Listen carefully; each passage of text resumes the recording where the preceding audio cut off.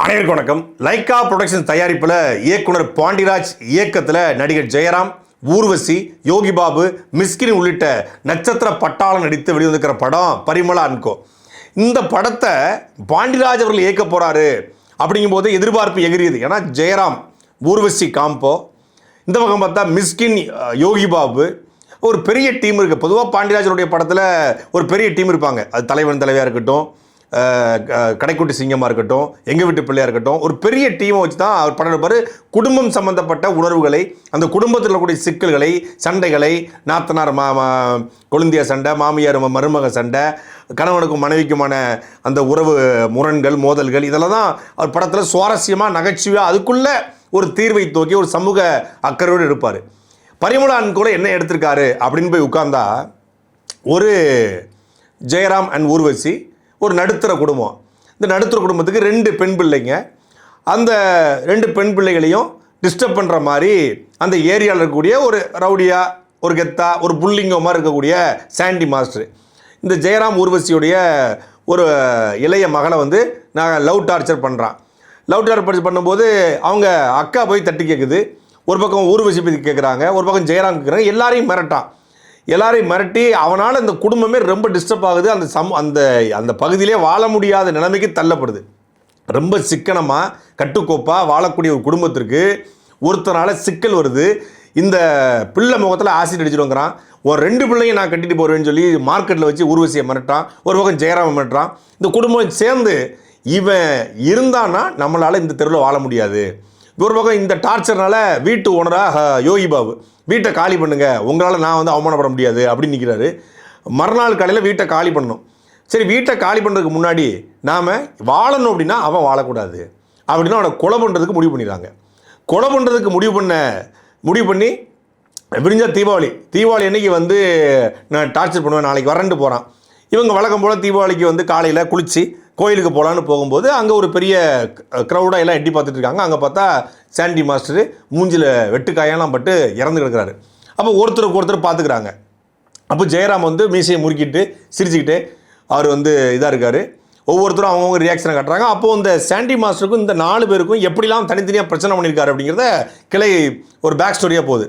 ஜெயராம் கூட எப்படி என்ன பிரச்சனை பண்ணால், இந்த இளைய பொண்ணு கூட எப்படி பிரச்சனை பண்ணால், மூத்த பொண்ணு என்ன பிரச்சனை பண்ணால், ஊர்வசி கூட என்ன பிரச்சனை பண்ணால், அப்போ அந்த 4 பேரில் யாரோ ஒருத்தர் தான் இந்த சாண்டியை கொண்டிருக்காங்க அப்படின்னு தெரிய வருது. உடனே இங்கே குடும்பம் வீட்டுக்குள்ள வந்து டிஸ்கஸ் பண்ணுறாங்க. நம்மளில் 4 பேரில் யாரோ ஒருத்தங்க தான் இவனை கொண்டிருக்கோம், நம்மளை தேடி கண்டிப்பாக போலீஸ் வரப்போகுது, நான் இந்த குடும்பத்தை காப்பாற்றுறேன் அப்படின்னு சொல்லி பாவநாசம் படத்தில் கமலஹாசன் எப்படி காப்பாற்றினாரோ அப்படி காப்பாற்றுறேன் அப்படின்னு சொல்லும்போது டக்குன்னு அங்கே ஊர்வசி தலையிட்டு, படம் பார்த்து ரொம்ப நாளாச்சு, நம்ம இன்னொரு தடவை படத்தை பார்த்துருவோமா அப்படிம்பாங்க.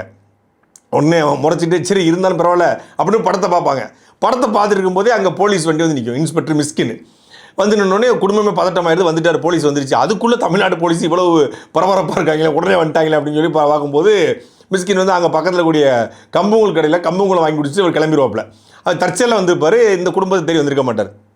அப்போது 4 பேரில் யாரும் மாறி பேசிக்குவாங்க. இல்லைனாலும் யாருமே ஒத்துக்க மாட்டாங்க யார் கொலை பண்ணாங்க அப்படிங்கிறத ஒத்துக்க மாட்டாங்க. ஆனால் ஒவ்வொருத்தரும் அவரை கொலை பண்ணுறதுக்கான அட்டம்ப்டை ரெடி பண்ணியிருப்பாங்க. அதாவது ஊர்வசி வந்து அவங்க தம்பி பக்ஸ் மூலியமாக ஆட்கள் ரெடி பண்ணியிருப்பாங்க. இந்த பக்கம் பக்ஸ் கூட வந்து சிங்கம், இவர் ஜெயராமோட தம்பி சிங்கமொழி, அவங்க 2 பேரும் சேர்ந்து இந்த ஸ்பாட்டுக்கு வந்துட்டு போவாங்க. இப்போ அவங்க பண்ணியிருப்பாங்களா அப்படின்னு அவங்க பின்னாடி ஒரு பக்கம் போகுது. இன்னொரு பக்கம் இந்த ஜெயராமுடைய மூத்த பொண்ணு ஒரு பையனை லவ் பண்ணோம். அந்த பையன்ட்டு போய் சொல்லும், இந்த மாதிரி என் தங்கச்சியை ஒருத்தன் வந்து இது பண்ணுறான், என் முகத்தோட முட்டை அடிச்சிட்டான், அவனால் பெரிய டார்ச்சரு, நியூசன்ஸு, நீ எனக்கு ஒரு ஹெல்ப் பண்ணோன்னே கொலை பண்ணணுமாமா, ஆமாம் அப்படின்பா. ஒரு பக்கம் அவன் பண்ணியிருப்பானா அப்படின்னு ஒரு பக்கம் பார்வை போய்கிட்டு இருக்கு. இன்னொரு பக்கம் ஜெயராமே பண்ணியிருப்பாரா, ஜெயராம் ஒரு கூலிப்படை போய் பார்த்து பேசுகிறாரு. அவனை வந்து கையை முறிக்கணும் இவ்வளவு, காலை முறிக்கணும் இவ்வளவு, காலை கொள்ளணும் இவ்வளவுன்னு சொல்லி ஜெயராம் பேசுகிறப்ப அது கூலிப்படை கொண்டுச்சா அப்படின்னு ஒரு பார்வை போயிட்டு இருக்கு. இன்னொரு பக்கம் இளைய பொண்ணு, அந்த பொண்ணு வந்து ஒருத்தர் ஹெல்ப் கேட்டிருக்கோம், அவன் பண்ணியிருப்பானா அப்படின்னு இப்படி 4 பேரும் பண்ணியிருப்பாங்களா, இல்லை 4 பேரும் ஆளை வச்சு பண்ணியிருப்பாங்களா, கூலிப்படை வச்சு பண்ணிருப்பாங்களா ஒரு பக்கம் போயிட்டு இருக்கு. இன்னொரு பக்கம் அந்த இறந்து போன சாண்டி மாஸ்டருடைய அம்மா, அந்த அம்மா வந்து ஒருத்தன் கூட தொடர்பு இருக்கும். அவனுக்கு அது தெரிஞ்சனால சாண்டி மாஸ்டருக்கும் அம்மாவுக்கும் முரண் இருக்கும். அவங்க அம்மாவே கொண்டுருச்சா, இல்லை அவன் கொண்டுட்டானா, ஏன்னா அவனோட அப்பாவை இவன் தான் கொண்டிருப்பான் சாண்டி மாஸ்டர், அதனால் அவன் கொண்டுட்டானா, இப்படி யார் கொன்னாங்க அப்படிங்கிறத வச்சு பஞ்சதந்திரம் ஒரு என்ன சொல்லி பஞ்சதந்திரம் இன்டு 2x போட்டால் எப்படி இருக்கும், அந்த மாதிரி ஒரு படத்தை எடுத்து வச்சிருக்காரு இயக்குனர் பாண்டியராஜ். பாண்டியராஜ் அவர்கிட்ட இருந்து இப்படி ஒரு படமா அப்படிங்கிறது படத்தை பார்க்குற ஒவ்வொருத்தருக்கும் மிகப்பெரிய வியப்பாக இருக்கும். எனக்கு தெரிஞ்சு நான் ரொம்ப நாளைக்கு அப்புறம் நிறைய அரசியல் அழுத்தங்கள் அது இதெல்லாம் இருக்கு இல்லையா, இதெல்லாம் தாண்டி ரொம்ப நாளைக்கு அப்புறம் மனசு விட்டு சிரித்த ஒரு படம். எனக்கு தெரிஞ்சு மார்க் ஆண்டனி படத்துக்கு சிரித்தேன் எப்படி, எஸ் சூர்யா அந்த விசால் காமெடிஸுக்கு மார்க் ஆண்டனிக்கு பிறகு மனம் விட்டு சிரித்த படம்னா இந்த பரிமளான் கொண்டு. அதாவது திரையரங்கில் வந்து கைத்தட்டி இந்த பிளாஸ்ட் படம் வந்து கைத்தட்டி ரசிக்கிற மாதிரி இருந்துச்சு, ஒரு என்ஜாய் பண்ணுற மாதிரி இருந்துச்சு. இந்த படம் வந்து சிரிச்சு வயிறே வந்து ஒரு இறுகிருச்சு இந்த இடத்துல. அதுவும் ஜெயராம் ஊர்வசி அந்த காம்போருக்கு ஒரு இன்வெஸ்டிகேஷன் சீன் இருக்கும். மிஸ்கின் வந்து வீட்டுக்கு வந்திருப்பார். வீட்டில் வந்து உட்காந்தோடனே ஒருத்தர் கேட்பார். அப்போ ஒவ்வொருத்தரும் அவங்க எப்படி பழக்கம் அப்படிங்கிறத சொல்லுவாங்க. நீ அவனை லவ் பண்ணியா? நான் அவனை லவ் பண்ணல சார், ஆனால் வந்து அவன் தான் சார் அவன் லவ் பண்ணான். அவன் லவ் பண்ணனா? அவன் என்னையே லவ் பண்ணல சார், அவன் வந்து கோமதியை லவ் பண்ணான். என்னம்மா சொல்ல வர்ற? இல்லை சார் அவன் லவ் பண்ணான், ஆனால் என்னை லவ் பண்ணல, அவன் கோமதியை தான் லவ் பண்ணான் அப்படின்னு சொல்லி மாறி மாறி இந்த பொண்ணு பேசிக்கிட்டு இருக்கோம். அவன் வந்து என்னை வந்து லவ் பண்ணுன்னு சொல்லி ஏமாற்றிட்டான் சார். லவ் பண்ணுன்னு சொல்லி ஏமாற்றிட்டானா? என்ன அப்போ கடைசியாம்மா ஏமா அவனுக்கு கால் பண்ணேன்? அவன் வந்து லவ் பண்ணுறான்னு கேட்குறதான் கால் பண்ணேன். இப்போ தான் லவ் பண்ணலன்னு சொன்னேன். இப்படியே கான்வர்சேஷன் போயிருக்கும்போது அவருக்கு தலைவலி வந்துடும். உடனே நான் ஊர்வசி இடத்துல தலையிட்டு கோடாடி தைலம் போட்டுக்கோங்க, தலைவலி குறையும். இப்படி போடாதீங்க, அதை மூக்கில் வச்சு நல்லா உரிங்க. ஏமா நீ சத்துன கொஞ்சம் பேசாமல் இருப்பா அப்படிம்பாரு. அதாவது மிஸ்கின் வந்து இந்த படத்தில் இயல்பில் மிஸ்கின் அவர்களுக்கு தெரியும், எனக்கு தெரியும். மிஸ்கின் அவர்கள் இயல்பில் எப்படி இருப்பாரோ அப்படியே படத்தை வந்திருக்காரு. அவர் வந்து மிஸ்கின் ஒரு கேரக்டராகவே இல்லை. அவருக்கு வந்து மிஸ்கின்ங்கிற ஒரு ஆள் ஒரு இன்ஸ்பெக்டர் தான் அப்படி இருப்பார்.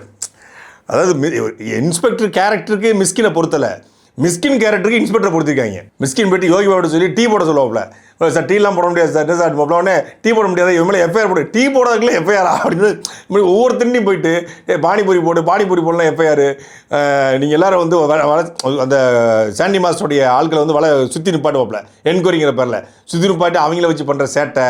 அப்புறம் வந்து இன்வெஸ்டிகேஷனுக்கு வந்து ஒவ்வொருத்தரையும் தனித்தனியாக விசாரிக்கிற சேட்டை. அது அவருடைய விசாரணையே அதை பாண்டியராஜரோட சொல்லியிருந்தார். அவர் சீரியஸாக நடிப்பார், ஆனால் பார்க்குற ஆடியன்ஸு காமெடியாக இருக்கும். படத்துக்கு எல்லாருமே சீரியஸாக இருப்பாங்க, ஆனால் நமக்கு வந்து அவ்வளவு நகைச்சியாக ஒரு பிளாக் ஹியூமரை வந்து அவ்வளோ அழகாக எந்த ஆபாசம் எந்த விரசம் துளியளவு கூட ஒரு என்ன சொல்கிறது ஆபாசம் இல்லாமல் அவ்வளவு அழகாக ஒரு 2 மணி நேரம் 2.5 காலம் தான் படத்தை அவ்வளோ அழகாக கொண்டு போயிருக்காரு இயக்குனர் பாண்டியராஜ். பாண்டியராஜனுடைய படத்தில் இந்த படம் மிக முக்கியமான படமாக இருக்கும். ஒரு கிரைம் த்ரில்லரை காமெடியாக கொண்டு போனோம்.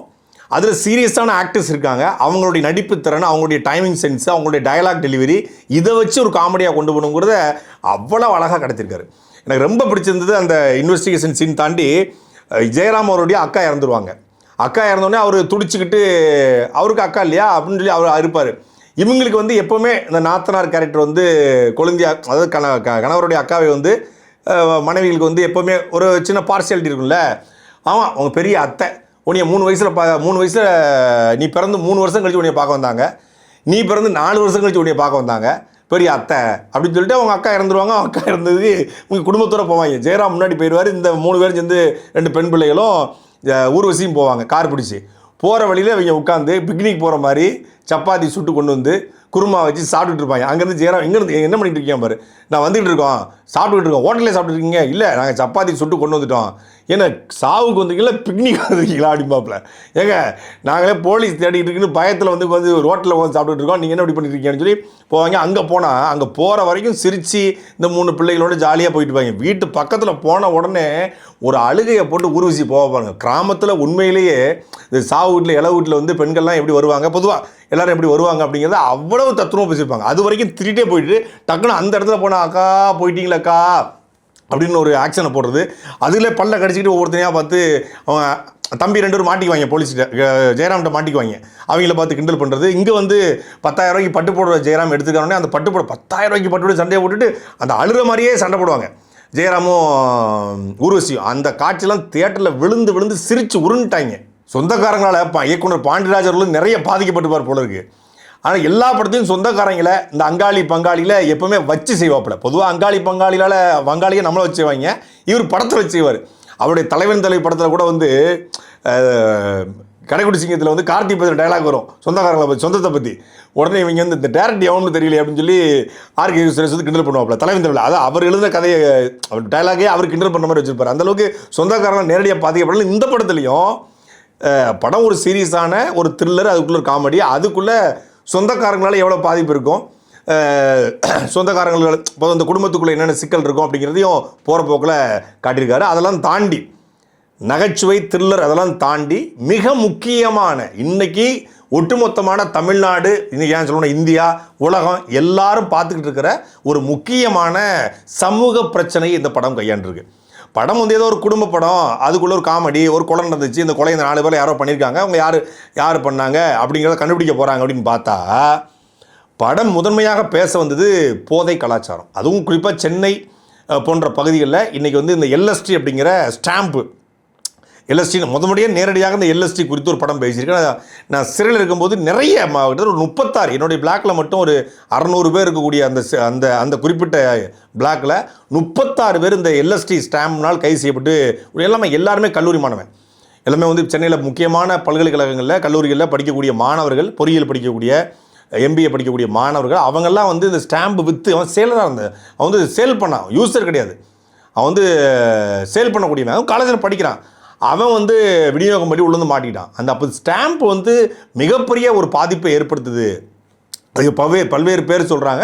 நம்ம ஊரில் அது எல்எஸ்டி அப்படிங்கிற ஸ்டாம்புங்கிற பேர் கிடைக்குது. ஒரு 2500 ரூபா, 3000 ரூபா, 4000 ரூபாயிலேருந்து 25,000 வரை கிடைக்குது. இதை பயன்படுத்தினா ஒரு 13 வயசு பையன் இதை பயன்படுத்த ஆரம்பிக்கிறாங்க, ஒரு 15 வயசு பையன் இதை பயன்படுத்த 3 வருஷத்தில் அவன் மனநோயாளியாக மாறுவதை யாராலும் தடுக்க முடியாது அப்படிங்கிறத இந்த படத்தின் மூலமாக இயக்குனர் பாண்டிராஜ் அவர்கள் காட்சிப்படுத்தியிருக்காரு. இந்த போதை கலாச்சாரம் எவ்வளவு ஆபத்தானது, எவ்வளவு மோசமானது என்பதை மிக அழுத்தமாக இந்த படத்தினுடைய கடைசி அரை மணி நேரம் அந்த போதை கலாச்சாரத்துக்கு எதிரான அழுத்தமான ஒரு படமாக வந்திருக்கு. பொதுவாக டயலாக்கை எழுதி சிரிக்க வைக்கலாம், இல்லை நடித்து காட்டி சிரிக்க வைக்கலாம், இல்லை தன் மேலே அடி வாங்குற மாதிரி, இல்லை இன்னொருத்தர் அடி வாங்குற மாதிரி, இல்லை இன்னொருத்தர் பழிச்சு காட்டி சிரிக்க வைக்கலாம். ஆனால் சின்ன சின்ன இந்த முனகளில் சிரிக்க வைக்க முடியுமா? அது ஊர்வசியாலும் ஜெயராமால தான் முடியும். பல்ல கடிக்கிறத சிரிக்க வைக்க முடியுமா? சின்ன சின்ன அதாவது முனகல்னால் அந்த மாதிரி ஒரு முனகலில் ஒரு இதில் வந்து சிரிக்க வைக்க முடியும் அப்படிங்கிறத இந்த படத்தில் வந்து அவ்வளோ அழகா அவங்க 2 பேரும் முனங்கிறதே சும்மா வந்து இந்த பழிக்கிறதே வந்து ஒரு ஆடியன்ஸுக்கு வந்து அவ்வளவு சிரிப்பை உருவாக்குது. அந்தளவுக்கு வந்து மனசு விட்டு சிரிக்கணும்னு ஆசைப்படுறவங்க இந்த படத்துக்கு தாராளமாக போகலாம். மிகச்சிறந்த ஒரு படைப்பை, ஒரு சமூக அக்கறையோடு ஒரு த்ரில்லர் படத்தை, ஒரு காமெடி படத்தை கொடுத்துருக்காரு இயக்குனர் பாண்டிராஜ். சாட்டை எடுத்து நாட்டை திருத்து,